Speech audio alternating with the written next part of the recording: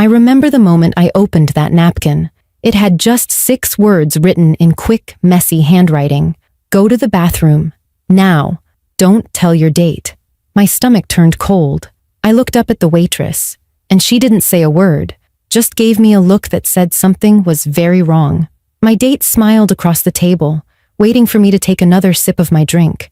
I didn't know it yet, but that woman had just saved me from something terrifying. Before we start, make sure to subscribe and comment below where you're watching from. This story might change the way you look at strangers forever. My name is Lena Brooks. I'm 27, and I teach art at a small middle school in Seattle. I've always believed in seeing the good in people. Maybe that's why I never saw what was coming that night. After a tough breakup a year ago, I'd finally convinced myself to try dating again. My mom, Marianne, who's always been my rock, said, "Honey, open your heart, but keep your eyes open too." I laughed at the time, not realizing how true her words would be. That Friday evening, I was nervous but excited.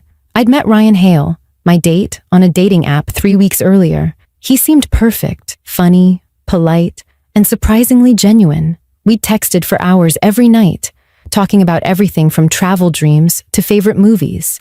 He made me feel seen again. When I arrived at the restaurant, he was already there, standing up to greet me with a smile that could make anyone feel safe. "You look amazing," he said, as he pulled out my chair. The place was cozy and warm, with soft music and the sound of rain hitting the windows. It felt like a scene from one of those romantic movies I used to love. Ryan ordered wine for me before I even looked at the menu. "You'll love this," he said confidently. I smiled, flattered by his attention. He asked about my students, and I told him about one who painted a city skyline using nothing but shades of blue. He laughed, really listened, and kept steady eye contact that made me feel comfortable. But there was something slightly off. I couldn't explain it. Maybe it was how his compliments felt a little rehearsed, or how he'd glance at his phone every few minutes like he was waiting for something. Still, I pushed those thoughts away. I wanted the night to go well. Halfway through dinner, our waitress approached again. Her name tag read Tara. She was friendly, maybe in her mid-30s, with kind eyes that seemed to notice everything. "How's everything tasting?" she asked, but her eyes flickered briefly toward my drink. I didn't think much of it then. Ryan was telling me a story about his last trip to California, and I laughed at his jokes. Everything seemed normal, until a few minutes later when Tara came back to refill our water glasses. As she leaned in, she smiled and said softly, "That lipstick color looks great on you. What's it called?" I smiled back, but before I could answer, she placed a folded napkin near my hand and walked away. When I opened it, the message hit me like a wave. "Go to the bathroom. Now. Don't tell your date." My chest tightened. My hands trembled under the table. I looked up at Ryan. He was watching me, waiting for me to say something. His smile looked different now, sharper somehow. "Everything okay?" he asked, his tone calm but curious. I forced a quick smile. "Yeah, just need to freshen up," I said, trying to sound normal. As I stood up, my legs felt weak, and every step toward the bathroom felt heavier than the last. I didn't know what was waiting for me there, but something told me that whatever Tara had seen, it was bad. The moment I stepped into the bathroom, I gripped the edge of the sink and tried to steady my breathing. My heart was racing so fast, I could hear it pounding in my ears. I read the note again, just to be sure I hadn't imagined it. The words were still there. Firm, clear, urgent. "Go to the bathroom, now. Don't tell your date." Who writes something like that unless something serious is happening? My mind jumped from one wild thought to another. Was this some kind of prank? Had Tara mistaken me for someone else? Or was Ryan not who he said he was? I looked at myself in the mirror. My lipstick was smudged, my hands were shaking, and for the first time that night, I didn't feel safe. I thought about calling my mom, but I didn't want to panic her before I knew what was going on. Just as I reached into my purse for my phone, the door opened and Tara stepped in, closing it quickly behind her. Her face was calm, but her voice was low and serious. "Listen carefully," she said. "I think your date put something in your drink." For a second, I just stared at her. My brain couldn't catch up. "What?" I whispered. "No, you must be wrong. He wouldn't." She shook her head firmly. I've been a waitress for 10 years. I know what I saw. He waited until you were looking at your phone, then leaned over your glass and did something with his hand. I didn't see what he dropped in, but I know what that looks like. I've seen it before. My knees felt weak. I backed up against the wall. Are you sure? He seemed so normal. Tara sighed softly. They always do. You need to stay in here. Don't go back to that table. I felt my whole body start to shake. A lump formed in my throat and I tried to speak, but no sound came out. Finally, I managed to whisper, "What should I do?" "I've already called the manager and the police," she said. "They're on their way. We just need to keep you safe until they get here." I nodded, tears welling up in my eyes. I didn't want to cry, but the thought of sitting across from someone who might have planned to hurt me made my stomach twist. I felt sick, thinking about that glass of wine sitting on the table, about how close I came to drinking it. Tara gently guided me toward the staff hallway, behind the bathrooms. "You can wait here," she said. "He won't see you from the dining area." The hallway smelled like coffee and cleaning supplies. It was quiet, except for the faint clatter of dishes from the kitchen. I sat down on a small bench and tried to steady my breathing. Every few seconds, I glanced toward the door, half expecting Ryan to burst through, smiling like nothing was wrong. From where I sat, I could hear faint voices, Ryan asking the waitress something, then his tone shifting slightly. He was asking where I'd gone. My hands clenched into fists. The charm in his voice now sounded fake, almost threatening. I couldn't see him, but I could imagine the way his eyes might be scanning the room, pretending to be concerned. Tara came back a few minutes later, whispering, "He's asking the host if you said anything before you left the table. He's getting nervous." She glanced at her phone and nodded. "The police are 2 blocks away." I swallowed hard. Should I call my mom? I need to hear her voice. "Go ahead, but keep your voice down," Tara said. When my mom answered, I couldn't stop the tears anymore. "Mom," I whispered, "I'm at a restaurant. Something's wrong, but I'm okay. There's a waitress here helping me." Her voice turned sharp with worry. "What do you mean something's wrong? Are you safe?" "Yes. Just stay by your phone, okay? I'll call you back." By the time I hung up, the sound of sirens was faint but growing louder outside. Tara looked relieved. "They're here," she said. But before the police even entered, Ryan suddenly stood up from his seat in the dining area. The restaurant fell quiet for a moment as he spoke to the host, his tone calm but cold. "She must have gone outside for a call," he said. "Can you tell her I'll wait in the car?" Then, without another word, he walked toward the door. Tara's face tightened. "Stay here," she ordered, and hurried out to meet the officers at the entrance. My heart pounded as I heard her voice explaining everything to them. I pressed my hand over my mouth, terrified he might come back before they reached him. A few minutes later, an officer stepped into the hallway and told me it was safe to come out. "He's in custody," he said. "We'll need you to answer a few questions." When I finally walked out, I saw Ryan through the window being led away by 2 officers. His expression was blank, unreadable, like a mask had finally slipped off. My drink still sat untouched on the table, the red wine glinting under the restaurant's lights like a quiet warning. Tara placed a gentle hand on my shoulder. "You're safe now," she said softly. I could barely speak. "Thank you," I whispered. But even as the police began their investigation, I couldn't shake one thought from my mind. How close I came to trusting someone who looked perfect on the surface, and how a stranger's courage and quick thinking had just saved my life. When the officer asked me to wait in the back office, I could barely feel my legs. The air in the restaurant suddenly felt heavy, almost unreal. The warmth and laughter from other tables clashed with the storm of fear running through me.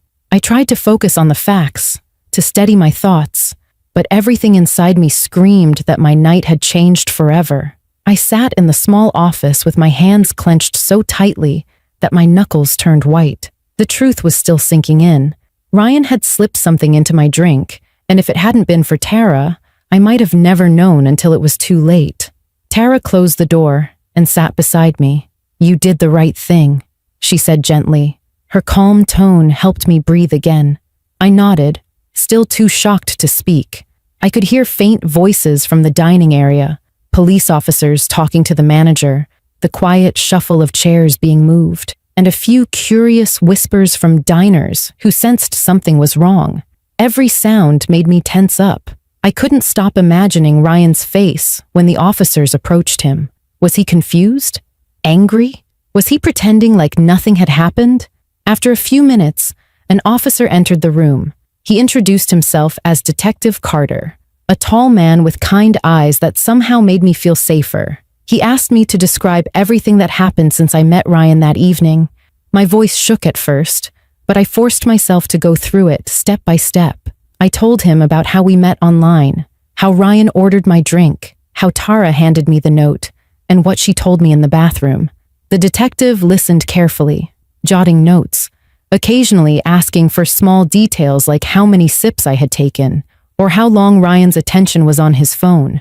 When I finished, he nodded. "You did exactly the right thing by not drinking any more of it," he said. "We're sending both drinks to the lab right now." His tone was calm, but his eyes told me the situation was serious. "We'll also check if he's used any fake names or has prior complaints. You're not the first woman we've heard about tonight with a similar story." That sentence hit me like a punch. Not the first woman. My heart broke a little thinking about how many others had trusted someone like Ryan. The detective asked if I wanted to call someone to be with me, and I said I'd call my mom. I could barely get the words out when I heard her voice. "Mom," I said softly, "I'm okay, but please come. I need you." While I waited, Tara sat across from me, arms crossed protectively, her eyes full of quiet strength. "You know," she said, "I almost didn't write that note. I second-guessed myself for a second. But then I thought, what if I'm right and she needs help?" She looked down at her hands, then back up at me. I'm glad I trusted my gut. I swallowed hard, emotion rising in my chest. "You saved my life," I said. "I didn't even notice what he did." She smiled softly. "Most people wouldn't. That's what makes people like him dangerous. They count on kindness, on trust, but not tonight." When my mom arrived, she ran straight to me, her arms wrapping around me like she used to when I was little. I didn't even try to hold back the tears this time. She whispered, "You're safe now, sweetheart. That's all that matters." I could feel her trembling too, but she held it together for me. After a short while, Detective Carter came back with an update. "We've confirmed your date's real name is Ryan Hale, but he's been linked to 2 other reports under different aliases. We'll handle it from here, but we'll need your statement at the station tomorrow." He paused and added, "You were lucky tonight, Miss Brooks. That waitress did a brave thing." Before I left, I wanted to see Tara one more time. I found her near the counter, talking to another waitress. When she saw me, she smiled and came over. "I'm so glad you're okay," she said. I hugged her tightly. "I don't think I'll ever forget you," I whispered. She chuckled softly, trying to lighten the moment. "Just promise me one thing," she said. "Next time you go on a date, order your own drink." That small bit of humor made me laugh for the first time that night. I nodded. "Deal." As my mom and I stepped outside, the night air hit me like a wave. The rain had stopped, but the streets glistened under the soft glow of streetlights. A police car was still parked near the entrance, and through the window, I saw officers talking quietly. The sight made me shiver. I thought about the version of the night that could have happened if I hadn't listened to Tara, if I had ignored that note and taken another sip. The thought made my stomach twist again. In the car, my mom drove silently for a while, then said softly, "I always told you to trust your instincts, but sometimes life sends someone else to be your instincts when you can't hear your own." I stared out the window at the wet streets, her words echoing in my mind. I realized that she was right. That night wasn't just about danger. It was about how sometimes a complete stranger can step into your life at the exact moment you need them most. I decided that I wouldn't let fear control me, but I would never again ignore that small voice that says something isn't right. As we turned onto my street, I felt exhausted, but alive. For the first time in hours, I could breathe. I looked over at my mom and said quietly, "I'm okay." She reached over, squeezed my hand, and smiled. "You will be, honey. You already are." That night, I made a promise to myself. I would never again doubt that inner warning, no matter how polite or charming someone seemed. And I would always remember the woman who saw what I couldn't and saved me by trusting her own instincts. The next morning felt like waking up from a nightmare that had somehow followed me into daylight. I barely slept. Every time I closed my eyes, I saw Ryan's smile across the table, the glint in his eyes as he pushed that glass toward me. My mom had stayed the night, sleeping in the chair by my bed, just to make sure I wasn't alone. The quiet of the morning felt heavier than usual. I kept thinking about how close I'd come to drinking that wine. Just one sip, and things might have ended very differently. By 9 a.m., Detective Carter called and asked me to come down to the police station to give a full statement. I dressed slowly, my body still heavy with fear and disbelief. My mom offered to drive me, and I didn't argue. When we arrived, the detective greeted us with a tired but kind smile and led us into a small interview room. The air smelled like coffee and disinfectant. He slid a file onto the table and said, "Before we start, I want to thank you for staying calm last night. You helped us stop someone who's been hard to catch." His words made my pulse quicken. "You mean he's done this before?"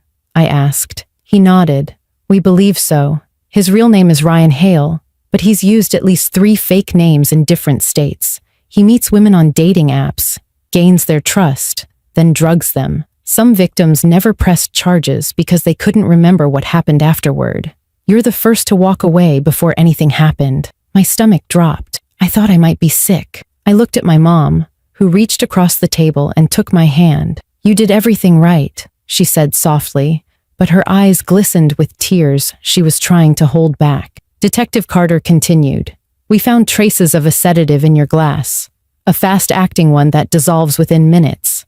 The bartender confirmed Ryan switched the glasses after you went to the restroom. He's been in custody all night. We're also working with other police departments that have open reports under different names." I sat there in silence, numb, as everything he said sank in. I couldn't stop picturing all the other women who might have trusted Ryan's smile, his soft voice, his fake kindness. The idea made me shiver.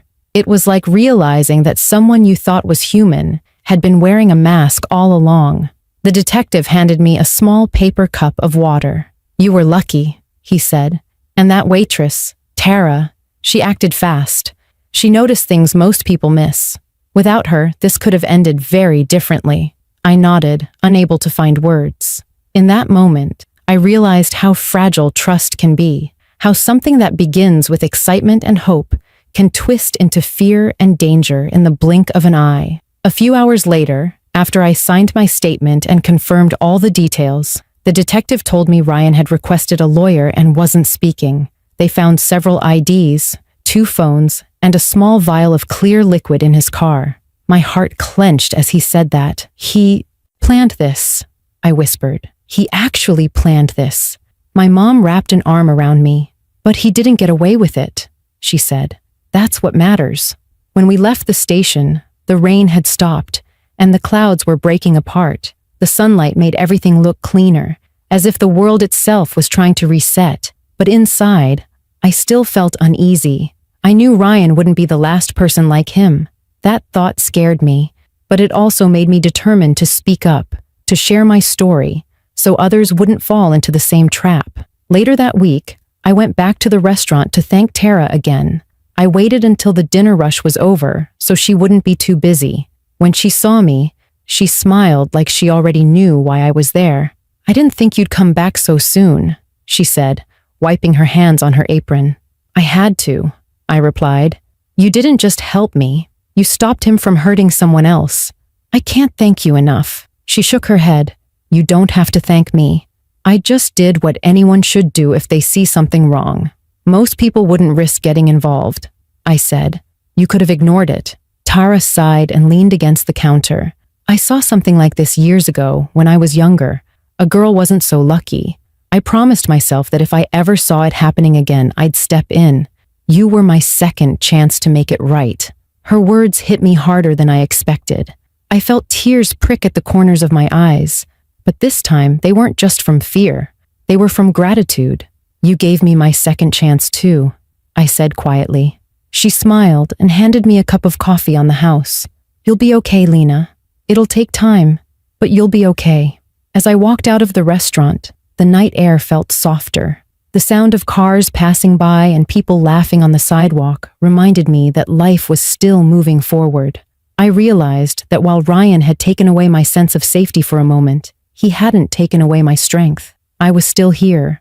I was still breathing. And thanks to one woman's courage, I was alive to tell my story.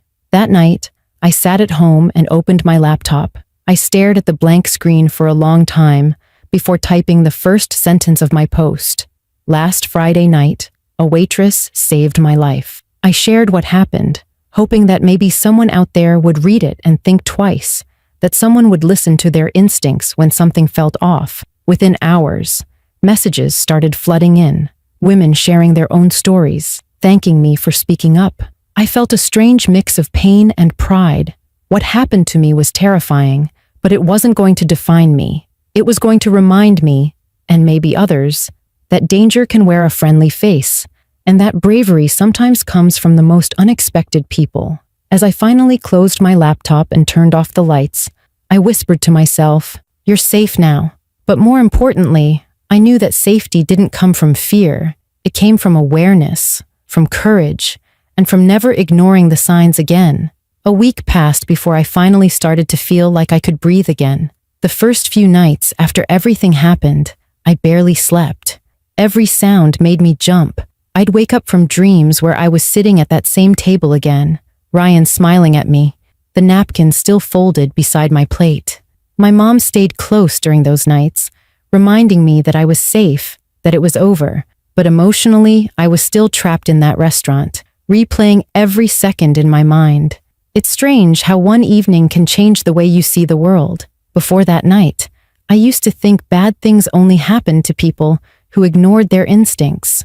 I was cautious, but I believed I could tell who was good and who wasn't. Now I understood that danger doesn't always announce itself. Sometimes it sits across from you, charming and smiling, pretending to care. The police called a few days later with an update. Ryan had a record under another name in 2 different states. There were reports from women who remembered only bits and pieces after meeting him. Some never pressed charges because they blamed themselves or didn't have proof. Hearing that broke my heart. I realized how close I'd come to being one of those stories that ended quietly, without justice. I thanked Detective Carter for everything, and he told me they were confident Ryan would face multiple charges this time. When I hung up, I just sat there staring at my phone, trying to absorb the relief. My mom encouraged me to take some time off work, but I found comfort in going back to my art class. The kids didn't know what had happened, but their laughter and creativity helped me heal. When one of my students proudly held up a messy painting and said, "It's not perfect, but it's mine," something inside me softened. That's what I felt like. Not perfect, but still standing, still mine. A few days later, I went back to the restaurant again, not because I had to, but because I wanted to see Tara. It felt important to close that circle, to thank her properly without all the chaos around us. When I walked in, she was wiping down tables near the bar. She looked up, surprised but happy to see me. "Well, look who's back," she said with a warm smile. I sat down at one of the booths and said, "I just wanted to say thank you again, not just for what you did, but for trusting your instincts. You didn't owe me anything, and you still stepped in." She shrugged with that same humble smile. "You don't need to thank me, Lena. You'd have done the same for someone else." "Maybe," I said quietly, "but you didn't hesitate. That's brave." Tara looked thoughtful for a moment. "You know, most people go through life thinking danger will always look scary, but it doesn't. It looks like a nice face, a kind voice, a free drink. That's why we've got to look out for each other, especially women. We notice things others don't." Her words stayed with me long after I left the restaurant. I realized how many times I had ignored small gut feelings because I didn't want to seem rude or paranoid. That night taught me that being polite is never more important than being safe. It taught me that the people who look out for each other, even strangers, are the reason some stories end differently. As days turned into weeks, life slowly began to feel normal again. The fear didn't vanish overnight, but it started to fade each time I reminded myself that I had survived. My mom called more often, sometimes just to hear my voice. Each conversation reminded me of how fragile life can be and how precious it is to be surrounded by people who care.